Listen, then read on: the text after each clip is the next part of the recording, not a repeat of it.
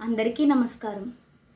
ప్రసహ్యమణిముద్ధరేన్మకరవక్త్రదంష్ట్రాంతరాత్ సముద్రమపి సంతరేత్ ప్రచలదూర్మిమాలాకులం భుజంగమపి కోపితం శిరసి పుష్పవద్ధారయేన్నతు ప్రతినివిష్టమూర్ఖ జనచిత్తమారాధయేత్.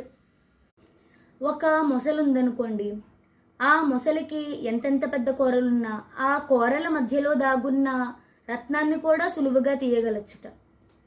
అలాగే ఎంతో అలలతో నిండున్న సముద్రాన్ని కూడా సులభంగా దాటేయగలగచ్చుట. అలాగే పెద్ద బుసలు కొట్టే పాముని పూమాల వలె కూడా శిరస్సులో ధరించచ్చుట.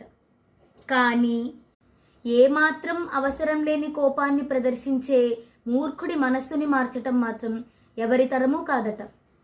ఇది ఈ శ్లోకం యొక్క భావం.